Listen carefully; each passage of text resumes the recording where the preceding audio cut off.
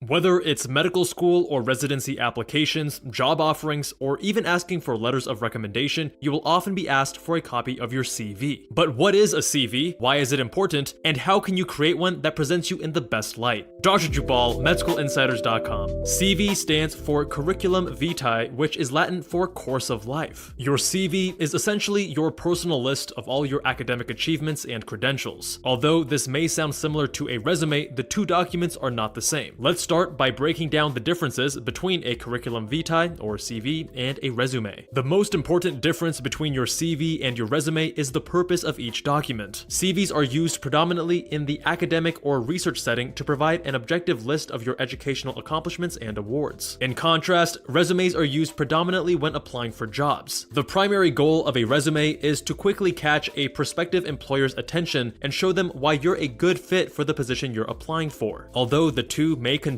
similar information, there are additional differences you should be aware of. Because your CV is a summary of all your qualifications and accomplishments, there is no minimum or maximum length. Although you should be succinct when listing your education and experiences, a CV can be as short or as long as necessary. If you're early on in your academic career, your CV may only be 1 or 2 pages. If you're further along in your academic career and have been participating in research for decades and have your name on hundreds of publications, your CV may be substantially longer. Resumes, on the other hand, are much shorter. Your resume should be 1 to 2 pages maximum and be tailored to the specific job that you're applying for. Much like your CV, you should still include information about your educational background. However, the main focus should be on the job skills, work experience, and accomplishments that make you a good candidate for that specific position. Employers don't have the time to review a 6-page long CV when they're screening through hundreds of candidates. Instead, they want a quick summary of your qualifications and why you might be a good fit. Now that we know the differences between a curriculum vitae and a resume, let's discuss how to organize your CV. No matter what type of program or position you're applying to, your CV should be well organized, easy to follow, and free from spelling and grammatical errors. You should choose a font that is easy to read and professional, such as Arial or Helvetica, and a font size that is unobtrusive, usually around 11 or 12. The margin should be consistent, around 1/2 to 1 inch, and you should avoid overcomplicating things with excessive bolding, italics, or bullet points. Unlike your resume, your CV shouldn't be used as an opportunity to show off your graphic design skills. It should be simple, easy to read, and professional. Most CVs will be organized into 5 major headings: personal information, education and awards, professional experience, extracurricular experience, and research and publications. The order in which you present the information may vary depending on your strengths and the type of program or position you're applying for. The general consensus, however, is to organize each section chronologically, starting with your most recent experience and moving backward. Now that we have a broad overview of how to format and organize your CV, let's break down each of the 5 major sections in detail. For your personal information, you should include your name, title, and contact information. This includes your address, email, and phone number. Although this should go without saying, don't include sensitive information such as your social security number. Also avoid including irrelevant or unnecessary information such as your marital status, nationality, sexual orientation, or spiritual beliefs. Next is education and awards. Some people will keep this as one section, whereas others may break it up into 2 separate sections. Regardless, you should mention your most recent degree along with your graduation date or expected graduation date. If you have an advanced degree, you should also consider adding your thesis as a bullet point. This is the section where you should also mention any honors or awards, including any scholarships or grants that you've received. That being said, as you progress through your academic career, you may want to limit your honors or awards to only your most recent accomplishments. If you're applying to residency programs after medical school, for instance, you may choose to omit awards from high school or undergrad. The fact you were valedictorian or soccer captain during high school isn't important for residency program directors and may come across as unnecessary fluff used to pad your CV. Consider who will be reviewing your CV when deciding what information to include. Next is the experiences section. How to best organize this section will depend heavily on your specific experiences. There is no absolute right or wrong approach. The most important thing is that it is well organized, easy to follow, and everything is categorized correctly. If you're a pre-med, for example, you may choose to split this section into work, research, and volunteering and organize each of your experiences into one of these categories. For each one, you should go into a little bit of detail about what you did, where you did it, how long you did it for, and in the case of shadowing or research, who your supervisor was. The key to an effective experiences section is presentation. How you present an experience can sometimes be even more important than the experience itself. Your goal should be to demonstrate the traits that programs are looking for through through your experiences. Instead of saying you're hardworking, frame your experiences in a way that shows you're hardworking. Use action verbs whenever possible. These are words that convey doing. For example, if you spent a few months researching in a lab, your first bullet point can say something like, investigated the effects of a new drug on pluripotent stem cells. Action verbs help frame your experiences and provide a clearer picture of what you did. Next, highlight your accomplishments within that role. In contrast to simply listing your duties or your responsibilities, listing your accomplishments often allows you to frame the experience in a way that sounds much more impressive. Created a system to poll 1,000 students using social media sounds much more impressive than surveyed students through social media. You should also try to quantify your achievements whenever possible. For instance, saying 1,000 students sounds much more impressive than just saying students. That being said, you should be careful to never lie or over-exaggerate your skills or accomplishments. Not only is this incredibly unprofessional, but it can also hurt your chances of getting into whatever program or position you're applying to, especially if you can't back up something on your CV. Remember, anything that you put on your CV is fair game for an interviewer to ask about, and they can also check with your references. Make sure you're able to talk confidently and truthfully about everything you choose to include. Next is the extracurricular activities section. Here's where you get to showcase the skills that make you a good team player. This is where you should discuss your leadership experiences and any events that you helped organize. You should discuss what you were a part of, what your role was, how long you were there, and approximately how many hours per week you dedicated to it. This is another great opportunity to use action verbs again. If you were the leader of a student club, you might want to discuss how you improved something during your term as leader. If you started the group and built it from the ground up, you may want to use even stronger action verbs such as founded or established. Similar to the experiences section, you should also talk about what you accomplished during this time. Lastly, we have the publications and presentations section. Depending on where you are in your academic career, you may have very little or a lot to write about in this section. If you're a pre-med, for instance, this section will be much shorter than if you were a PhD graduate applying for a research position. If you don't have much to write about in this section, you may want to consider adding it as a subheading under your research experiences. Regardless, this section is your chance to organize any research articles you've written or presentations you've done. A good way to organize this section would be to categorize them based on type. As an example, you could have different sections for peer-reviewed papers, published papers, oral presentations, and poster presentations. This is another section where you want to be careful not to include fluff, lie, or over-exaggerate your accomplishments. Don't include simple presentations that you did as a student for your classes. Although you may have spent a great deal of time preparing these, and they may have been important for your growth as a student, these types of experiences are often seen as just padding your CV and can negatively impact the reviewer's perception of your accomplishments. Additionally, you should avoid placing the same information in more than one place. If you did a poster presentation on a project that also ended up getting published in a journal, you should include it only once, either in poster presentations or published papers. Including the same project multiple times can come across as just padding your CV. Depending on what type of program or position you're applying for, you may also choose to include some additional subheadings in your CV. For example, if you're a registered nurse applying for clinical research positions, as you pivot towards applying to medical school, you may want to include a certification section. On the other hand, a medical student may want to include a section dedicated to any societies or student interest groups that they've been a part of. If you decide to include any of these sections, the same rules apply as they did for previous sections. Make sure the sections are well organized and succinct, and avoid adding fluff or repeating information. When writing your CV, it's important to remember that first impressions count. This is often your first opportunity to make a professional impression, so having a rock-solid resume or CV is paramount when applying for a new job, position, research, or other activity. If you're struggling to write your own, be sure to check out the Med School Insider's CV and resume editing service. In traditional Med School Insider's fashion, we've recruited top talent and painstakingly optimized our systems to provide you with the best possible service. Our resume and CV editing services include careful, detailed analysis of formatting, content, tone, in addition to insights on how to improve effectiveness in landing your dream position. Learn more at medschoolinsiders.com. Thank you all so much for watching. If you enjoyed this video, be sure to check out Medical School Application Explained or 5 Reasons Pre-Meds Fail to Get into Medical School. Much love, and I'll see you guys there.